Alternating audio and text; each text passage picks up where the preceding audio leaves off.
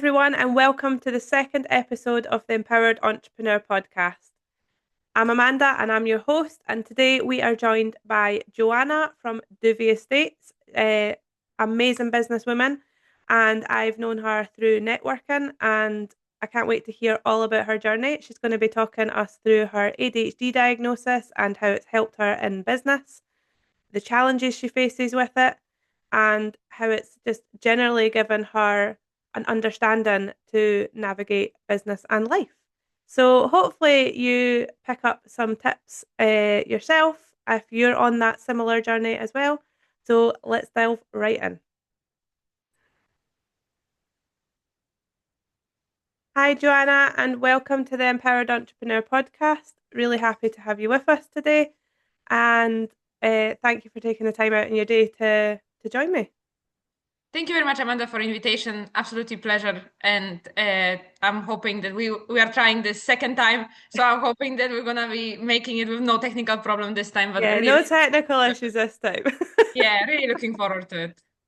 Um, so yeah, do you want to just tell our watchers, listeners a bit about what you do, your business? Yeah, so my name is Joanna. I am an owner of estate agency in the city center of Darfemnen called Duvi Estates. I am involved in property for a while now in different fields, and estate agency just recently expanding to that model, but been doing investments and also sourcing for others. So it has been quite a long journey for me in that regards. And yeah, recently taking the leap, putting my first premises up and trying to revolutionize the estate agency and how it is, and going very well so far. But really wanted to share my journey as we have spoken before, and I believe like that's why I received an invitation to this podcast. Is that it hasn't been always straightforward, and I think being neurodivergent makes you very vulnerable in this world of business. So it's for sure something that I would like to share, and that's why I'm here. Amazing. Thank you very much. Well, I have to say, when I come along to your opening of your shop, it looks fantastic. Thank you. And I do love that you've not went the traditional estate agency route with the stuff in the window. Like, I love that. Yeah. Absolutely love that. I'm really glad. Like I am, like I really want to make it differently, and I mean differently, so differently. I feel like people deserve so much more than the traditional estate agency model, and I call myself an estate agency of new quality because I think that's encouraging for people to try. And nobody who ever, I'm hope nobody who ever tried ever regretted. I have a lot of happy clients, and that only motivates me to go further and further because like sometimes when you are in the industry that's really stagnated, it's really hard to make changes. Yeah. And people are like, why would you change anything? Like, if it runs how it runs. And I'm like, no, but how it runs is not good enough. So let's Yeah. make it differently. So that's why Yeah. I'm here, and I'm here to revolutionize it, house by house, one puzzle by one puzzle, Well, it slowly, takes someone to make a change before maybe some other people will follow. Exactly, and that's I'm hoping that I'm gonna be that arrowhead, for that Yeah. direction. Overall, making a change in how people perceive the industry, because I feel like a lot of people feel like estate agents are extremely unapproachable and they are disliked Yeah. and so forth. And I feel like it shouldn't be that way. We shouldn't be like.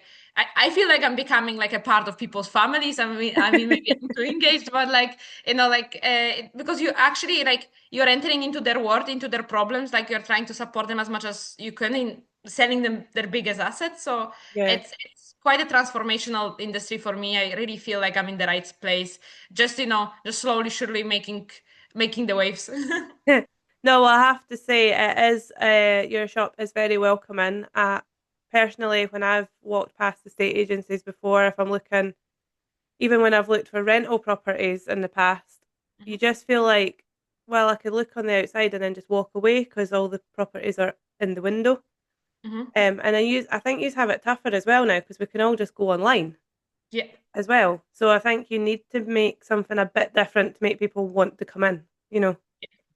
Absolutely, and I'm also very much out of the hospitality part, of my business. I feel like you it's about connections. It's about the how welcoming you are for the people. Like it's not only as like this is the property, we sell it, you buy it or not buy. Like I just simply don't feel like this is the case. Like, and I feel also market is changing heavily because after the pandemic boom, we're gonna be observing slowing down of the market, and you're gonna see that like the dismissive estate agencies who are not who are not valuing the customer service, who are not actually putting effort in viewings, who are actually not having any methods to handle inquiries, just whatever it is, Yeah. they're gonna they're gonna be really struggling because currently every inquiry, every viewing, every one single phone call can be the only one offer you are actually receiving on the property and the offer that make it or break it. So Mhm. I feel like knowing that, like the methods that they are using, I just simply cannot see working for a long period. So I mean the change is coming, but it's whether somebody wants to be on that train or not, it's their own decision. Absolutely. Well, thank you for that. So we'll delve into the questions now. Absolutely. Yeah. So, as you mentioned earlier, you're neurodiverse, ADHD. So ADHD can bring challenges and unique strengths. I'm absolutely a big advocate for yes, it has challenges, but it's like the strengths outweigh the challenges, I think, anyway. How has it shaped your journey as a business owner with Duvi Estates? So to say it very like transparently, like I have been diagnosed, like I started having a thought that like I might be neurodivergent when I started my own business. So when I was in the corporate world, I have seen all those traits, but then I thought, no, that's surely like that just me being put in the box of a corporate environment, or that just me being lazy, or that just me being X, or just me not fitting, or it's some sort of like a internal protest that I thought that this is what it was. But Okay. then I started, then I completely switched to my own business, and then I realized, wait a minute, like that's still there, or that's actually stronger than it was. And I'm like, and I thought, and at the time I feel like it was like a ADHD awareness month, or like, or it was, or somebody told me just go and speak with the GP and see like whether, because they said to me like it could be a lot of other things, not only like neurodivergent. They thought that it could be a trait of anxiety and could be a trait of depression. Like you could have that could be just different things, yeah. Yeah. Yeah. And I went and spoke with them, and they I've been then I need to went through diagnosis, unfortunately privately, because yeah, NHS wait time I was is actually going to ask you that. Did yeah. you end up going private or did you get it through NHS? No, no, no, no. I needed to go privately. Like I just went for the first conversation type of with my GP, and they said like that they would recommend exploring because like in women is also very different than in men in a sense of ADHD traits. So they are usually like much more visible in your adult life, and Yeah. a lot of girls are getting actually misdiagnosed when they are little Mhm. because it's not as, especially when I mean like I'm already at the age, yeah, I'm joking, but like when I was a kid, those 15, 20 years ago, yeah, like it like ADHD wasn't in the dictionary. Yeah. Like and and the diagnosis, especially for female, wasn't existent. So I feel like when I went so I've been diagnosed since I kind of got the business. Okay. And so it has been kind of like two-way exploration, exploring like the business world and exploring like what being neurodivergent actually means. Hmm. But like one thing that it has been for me extremely helpful and to understand was just to know what ADHD is and what in me is ADHD. And Yeah. that's not looking for excuses. It's No. mostly to be more understandable to how you shape your behaviors. And for example, rejection sensitivity, that has been like massive part of my life. Like my entire life, I could have feel like a physical pain, and I'm like, oh my goodness, I'm just like, I have such an empathy to people. Like Yeah. the person would say to me like a very little thing, I don't know, like, oh, I don't want any more coffee, or like, oh, I'm actually not interested in just now. And I just can feel like a Yeah. physical burden of that no. And I'm like I thought that I'm just very emotional, or like as people would say, that's your hormones, because Yeah. they love to put that into a context of a woman and whatever she feels Definitely. like just like you and your hormones all the time. So Yeah, it wasn't my hormones, or partially they were kind of somewhere there, but bit it to was, both. yeah, it was an ADHD trait. And like I spoke also with another entrepreneur at the time, and he also has ADHD, and he told me like this was the reason why he went on therapy, and this was the reason why he really struggled in business, and he that made it very hard for him in the journey. But I said to myself, like, I see it, I know it. Mhm. I structure my day so if I know that the hard conversation is coming, it doesn't impact other commitments.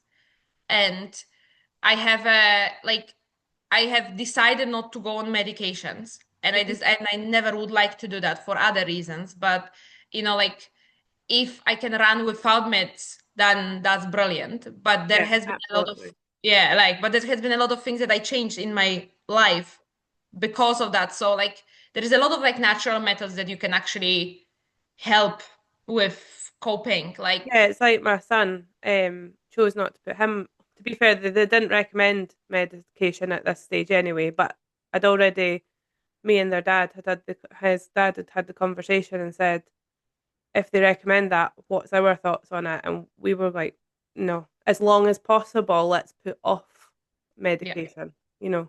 yeah. Some people are unable to function without them, so there's also nothing wrong with, in actually being medicated. Yeah, But no. it's I'm if you just a big person on don't take tablets unless you need to. yeah, I've same. Like always been big on that. so like to be honest, like for me it was mostly like how those because tablets always affect other things as well. So I'm like, this gonna help in one and then deteriorate three other things. Yeah, no, I'm always, if I'm putting something into my body, I'm like, there needs to be a very good reason for it for me, and that's just personal choice. Yeah, Um, absolutely. so I get So why. but if somebody is listening to it and is being medicated, absolutely nothing wrong about it. Absolutely, No. massive strength, to actually go through that journey as well. I know that meds are actually very, impacting lives as well. Like, I Yeah, mean, like, I know some people that are on them, and the change that it's made for them is amazing. So I think it's each to their own on yeah. how they feel and what impact it's going to make on their lives. If it's going to improve it vastly, then I think yeah, To be honest, if I could have had a result without the meds, that would be absolutely that would be ridiculous. But like, there is a lot of things, like for example, like small things that I made to my life since I started the business. Like, I didn't know how caffeine impact me prior of being diagnosed with ADHD. I was like, I like coffee, I like Coke, I like a lot of other caffeinated yeah, things, and they made me, like or like also caffeine and nicotine has very similar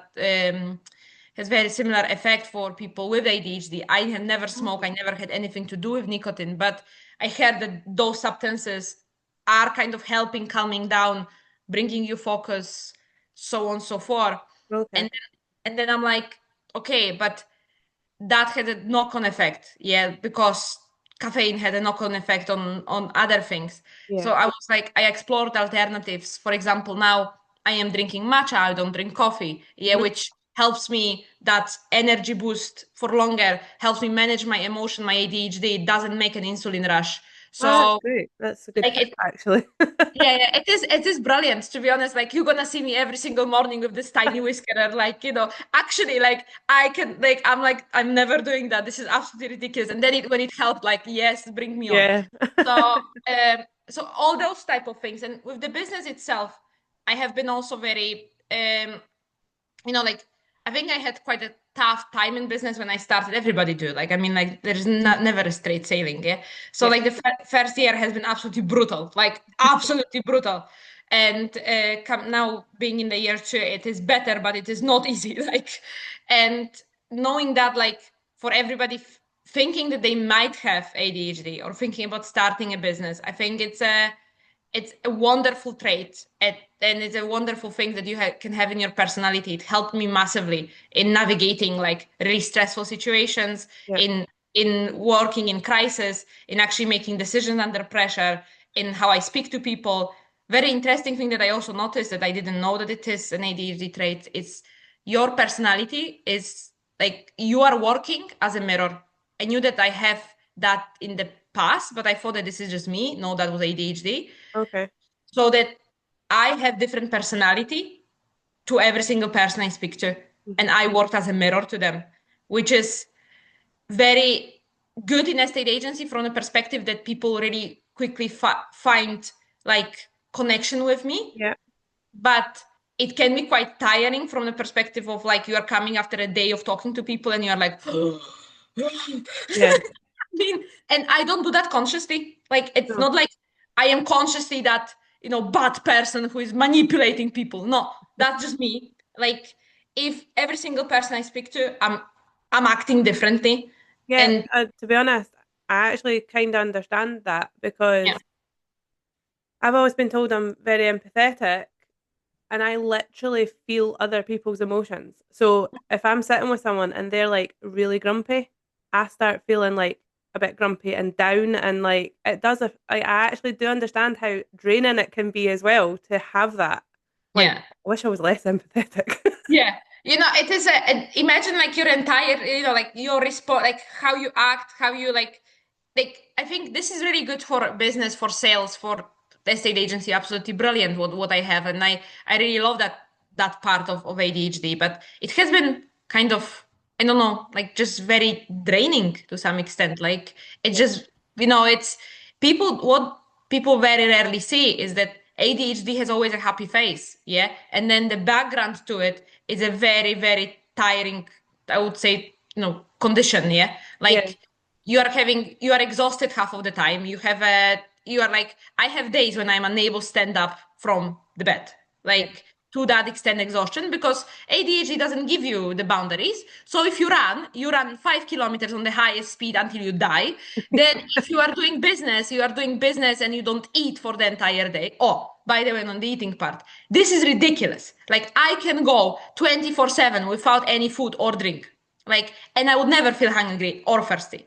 Hmm. Like brilliant when you need to, Yeah. terrible for your entire organism. Like and I have noticed that also when I started like my own business and I started being diagnosed, I'm like, I don't have to have a breakfast until like 3 p.m. Like that must be like just very weird. And even my assistant, at a certain point, she was like, what are you doing in the afternoon? I'm like, I'm actually having my breakfast, lunch, dinner meal because I was usually just eating like once a A mix day. of all three. Yeah, like whenever like actually the time came, and this is like be careful on that because you can like really make your organism stretch to the level.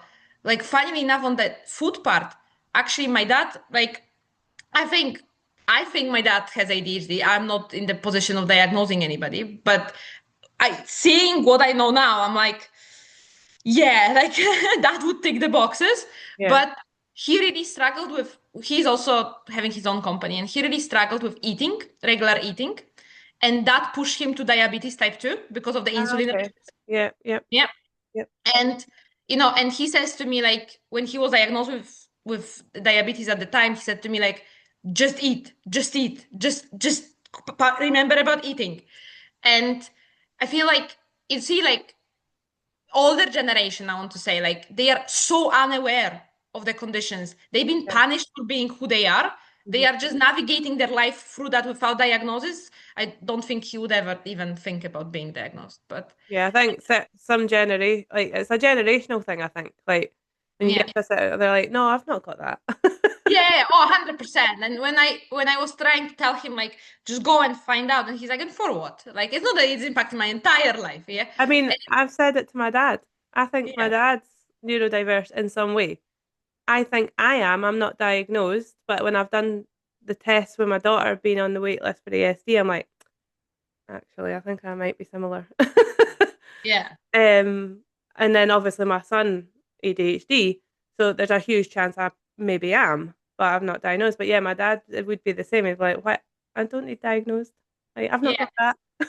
Yeah, exactly. And and it's very like if somebody is listening to this and thinking like, oh, maybe I should, like, yes, you should. What's the worst thing it can happen? Like, I mean, I don't really remember how much private diagnosis was. It was a couple £100. Like, I mean, like it wasn't super cheap, but like, I mean, it's even the journey of being diagnosed, like allows you to know, like like allows you to get to know yourself better, whether you are or you're not neurodivergent. Doesn't matter. Like it's actually like the questions being asked and the task when you perform and you do all this and you are realizing like, and I mean, usually when you realize those things, you are usually the diagnosis is kind of obvious, but like, but you realize things that you never realized before. So I would highly recommend that to anybody. Like, Yeah. and if you can wait even for the NHS one, I never been through NHS, but if you can wait until NHS, I think it would be worth as well.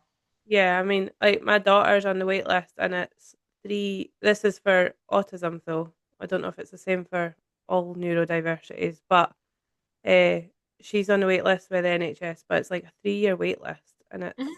so crazy. But yeah, that part is a bit like you feel like you're always fighting to like because I just want to understand how to be able to help them with their schoolwork and because they'll learn in different ways, you know, Yeah, which is why I think a diagnosis is important.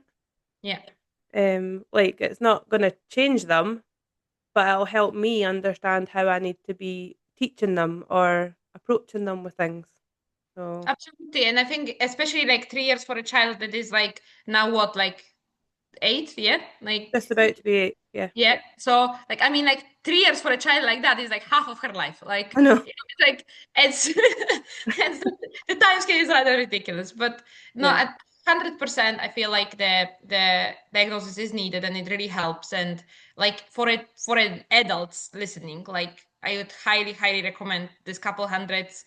I know that it is, you know, not something that you would like to spend on things like that, but it's a life-changing experience in the sense of, and some people, as I said, need to go on medication, need to go on therapy. Like I have tried therapy as well. Like it's not something that I am currently in the need of, or maybe I am not aware I am in the need of, because that's also part of being neurodivergent, that you don't know until you are crying, under, under the sofa, that actually something was yeah, wrong. yeah, Uh, but like I'm currently not on anything, but yeah, like I mean, there are a lot of ways of actually helping and yeah, stimulating. Like I have like regarding like just coming back to the question on the business, like regarding like a lot of methods that you are also using, you can implement when you are your the business owner. So the when you are working for somebody, it's much harder to actually be able to have your neurodivergent ADHD type of lifestyle, yeah, because and don't feel like I gonna tell you, like I'm not a morning person, never gonna become, like never, like I am just never a morning person. My best focus time is in between like 10 p.m. and 1 a.m. Like the most productive creative time of my life, because I have nothing else to be done this time and I have only the task to go to sleep if I will fall asleep. And and it's the easiest. And then sometimes I'm doing my entire workload within 4 hours of a very intense hard work of me actually sitting and doing things. And the rest of the day I'm doing a run around or I'm doing something else. And that's fine as well. yeah, I don't have to sit at the desk for 10 hours straight, no, to be productive. And ADHD has only a couple types of days life, like kind of like the day schedules it actually works. yeah. And the 4 hour intensive workload or like no distractions or so on and so forth. I'm actually regret that I'm not at the office at the moment, because I would show you like I have an actual setup of like I have my timer of actually setting Oh myself yeah, yeah, deadlines. yeah, Yeah. So I have my timer, like you can actually set the deadlines. Like I have just endless amount of weird AI tools that actually support me, because I would forget my brain in the middle. Like and like, and it's nothing wrong about it. It's just no, who I am. that's And amazing. That's good. yeah, and I have also an unlimited amount of clocks in my office for a reason, because I am time blind. And I also realized that when I was ADHD, I thought that I am just unable Yeah, to bloody put anything in the time that I assumed I will. No, it's a time blindness and it's an actual thing. And I think like first time when actually it clicked was when I met Kev, which we both yeah, know. yeah, And he was very open about like, we have 45 minutes for this meeting. And I'm like, I mean, yes, but like that's that was kind of like a first thing when somebody was so open about it, yeah. yeah, And I know that helped him a lot, and I'm doing now that the same thing with people. We have an hour for this meeting, and this is the timer, and there is a clock, and we're gonna make it within an hour, because yeah. if I'm not gonna do that, this is gonna be 3.5 hour meeting, and we're never gonna get out from here, like. Yeah. there's nothing wrong about, I think, being transparent and showing your like showing methods to other people, people will respect. Yeah, absolutely. I would agree with that. Yeah. I think you, within all that, kind of answered the second question about the misconceptions when you come across ADHD in business. Like you said, there's a lot of exhaustion that goes on with it, whereas people just see ADHD, I think, as being the hyperness. Yeah, yeah, yeah. And it's also like what to be very aware of is that ADHD is also treated as an like I would say like not like an offense, but like it is kind of like when I had recently a conversation with one of my clients, and I was very open about it. I never cover it up, but it's maybe me. And I said like yes, like I have ADHD. I'm very aware of it. Like and it that does not influence like the outcome of my work. I'm still able to deliver on every single corner, even more than anybody else would. But like I'm very aware of it. And the my client goes, oh, I thought my wife has ADHD. And he started saying like, oh, because of X and Y and Z and A, B, C, D. And she sits there and she's like getting fully defensive, about it. Like, and I'm not saying like, it's just like this, like, this is like, this is just a diagnosis. It doesn't change anything of who you are. Mhm. Like, so being actually like being in the business and having ADHD does not change how you perform the business, how you deliver for your customers. You can be absolutely brilliant. You are possibly better than anybody else in what you do because you are so obsessed about it. And uh, and you cannot treat it as an offense. Like Yeah. and I have faced also multiple times with clients or people that I came across, like when I was saying that I have ADHD, or when I seen the traits of ADHD in them, like they became like very much like as this is an offense, like like Yeah. as if like I am trying to to put them in the box that they are not in, and it's fair. Everybody has a right to like. I'm never very direct of like you have ADHD. Never. I'm simply just saying like big this condition really impacts your life. It's very good to be aware how it does. Maybe it would be worth for you to explore whether you have it or not. Like Yeah, it, I don't see the harm in that because then if yeah, you've not, then you know you've not. You know yeah. what I mean? But it is, I think it's a journey you're on. And I Yeah. mean, misconception also of ADHD people is that they are lazy because, yes, procrastination, one of like, so ADHD is driven by dopamine. Yeah. Mhm. So we look for dopamine everywhere. I need, if the task is not exciting for me, I will not do it. It will sit in front of me. I will die on the other side. I will not do it. Mhm. There need to be some part of excitement in every single task for me not to delay it forever or to actually have it done. Yep. And once again, things that are actually driving dopamine would be overused. So like social media, like or so many things, like some sort of an excitement, exciting things in life, yeah, Yeah. or like as caffeine or like things, many of them. Yep. And because when you don't get dopamine, you might have seems to be lazy because you delay things and you are not doing stuff that somebody asked you to do. Yeah. And I have a management system for that with the timer and so on. For the social media, what I come up with, my phone actually has an option to turn it into black and white. So Okay. every single time when I'm finding myself like I'm not actually doing work on social media because I also work on social media, but when I'm actually not working, but I am starting just scrolling pointlessly, like I'm turning into black and white, and my brain immediately like lose interest because it's not colorful Okay. anymore. Okay. So that reduces my screen time, and that's also good for eyes. So kind of like Yeah. recommend every single phone has this option. It's like That's a it's really good tip, actually. yeah, yeah. It's every single phone has this option. It's like some sort of like it in settings you can change it. Then you have Okay. one button on the screen. Works wonders. Okay.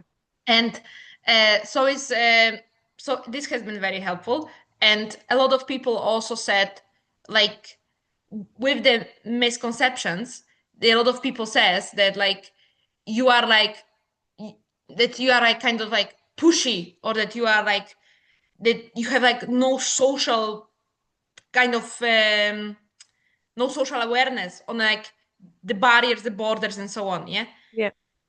And that's kind of like half true. So yeah, like ADHD people are just different how they come across.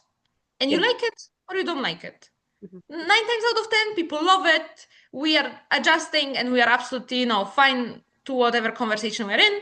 There is this 1 out of 10 example when person think that we are simply too much.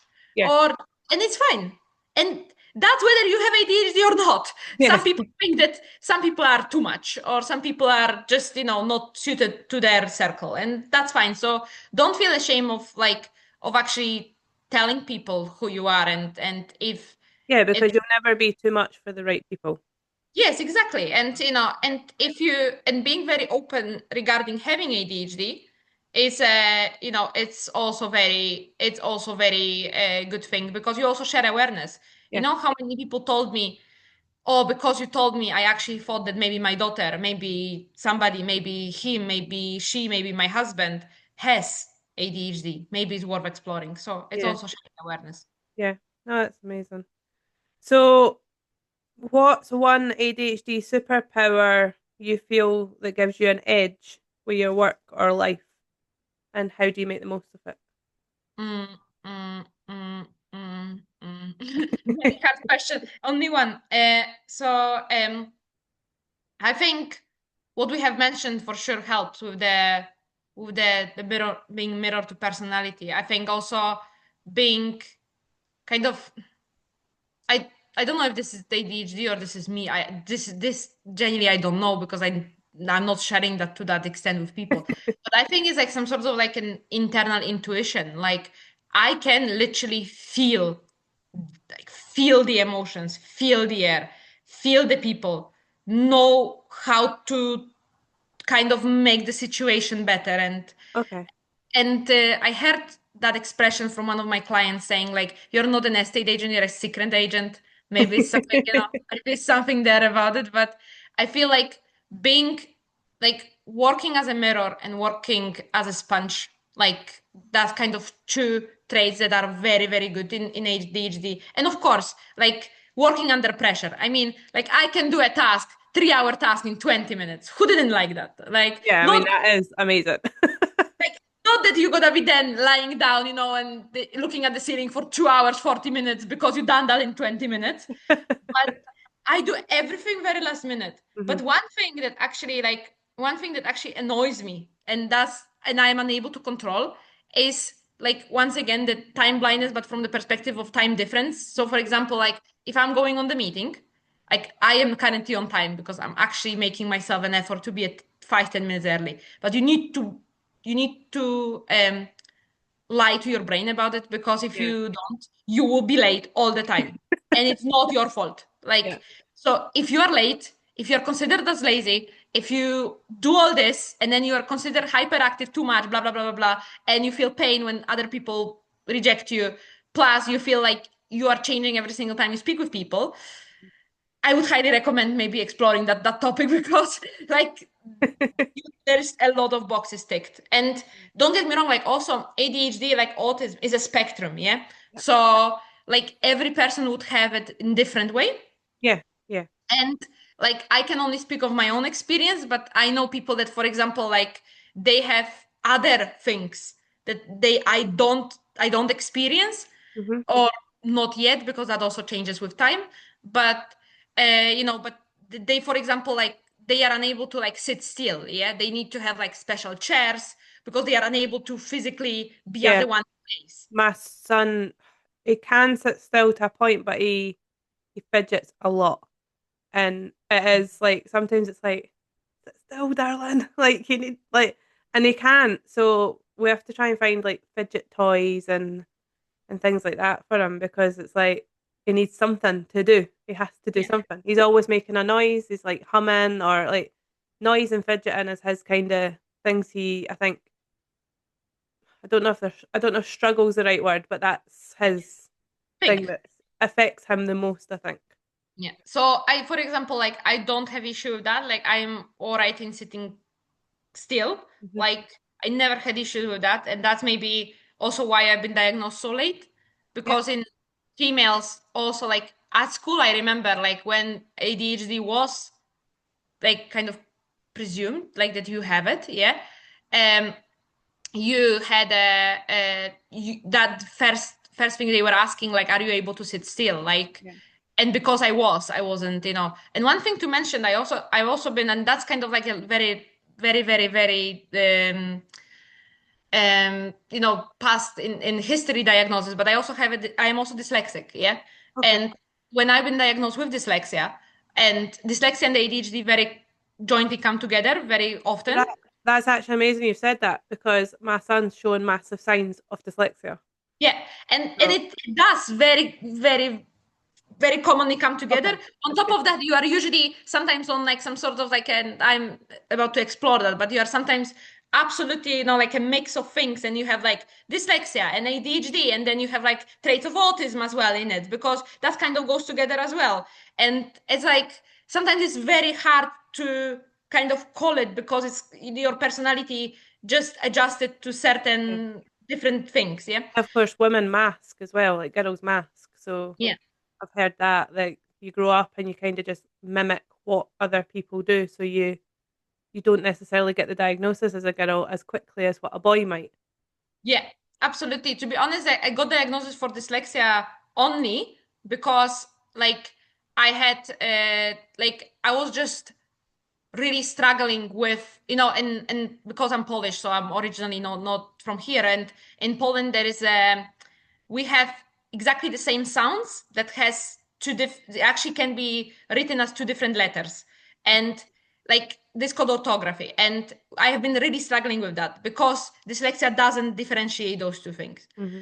And this was the reason, like that such a small thing was the reason why I was diagnosed back then. Yeah, And because of that dyslexia thing, people told me also, because you always get the diagnosis and then you have the barriers, yeah, because you there is always a barrier. So when I was diagnosed with dyslexia, it's like you're not gonna be speaking any second language because you are unable to cope with one. Here I am, 9 years in UK, speaking two languages, three nearly. Not a bother. Uh, you're never gonna be doing X, Y, Z. You pretty much need to be in a box, packed up with your own word, and you know, and you're not gonna be, and you're not gonna then disturb anybody. So don't feel like this is the case. Like first, like I feel my dyslexia is absolutely brilliant. The amount of spelling mistakes I'm making is absolutely unbelievable. People are thinking that this is something to be ashamed of. I think it's fantastic. You know how many brilliant conversation it started out? How many absolutely pointless type of conversations it started and it then became a thing, yeah? yeah, And and I think the acceptance in it, like I think Amanda is very important what you do because if I wouldn't get diagnosed, like if like I wouldn't go through that type of rejection process of no, I'm for sure not, blah yeah, blah blah. I wouldn't be at the acceptance at the moment. I wouldn't be just living my life with it. I would be still struggling to overcome it. And I think a yeah, lot of people are at the stage of really struggling to accept it and really struggling to understand it. yeah. And you know, and it's a journey. It is for sure a journey. And currently I couldn't care less when somebody is trying to offend me with my spelling mistakes, with trying to offend me that I'm dyslexic, with trying to offend me that I have ADHD. Like, bringing it on. Like, it's my strength more than my, you know, it's my strength more than my weakness. Absolutely. Well, that's amazing. Thank you for all that because I think there's amazing tips in there for people listening, especially business owners because as we know, it's a lonely place sometimes as a business owner. Hmm. Um, but something I want to end everyone's podcast with is what's the one word that comes to mind when you think about neurodiversity? Mm, uniqueness. Lovely. You are absolutely unique in every single matter of, and everybody is different. So it just, I mean, it's maybe sounds over the top, but you're gonna be remembered for that neurodivergent things that you do and for things that you are different from others. And maybe people don't see that, but people love you because you do have that. So it's just a part of you and it's nothing to be ashamed of. That's amazing. Well, thank you so much for coming on, Joanna. It's been an absolute pleasure, and hopefully everyone's enjoyed listening and watching, and they'll have taken away some tips from it. Absolute pleasure, Amanda. Thank you very much. See, we went through without any technical problems, so I even know, amazing. absolutely stunning. But thank you very much, guys, everybody who are listening. If you would like to follow me on any social media channels, feel free to do so. I am Joanna Duvi on Instagram and across different media channels. I'll And feel free pop to, yeah, I'll pop your links in the description for our YouTube channel as well. So if that anyone would wants be to follow you, perfect. they can find it very easily. Perfect. Thank you very much, Amanda. Absolute pleasure. Thank you very much, guys, for listening. No problem. Thank you very much, Joanna.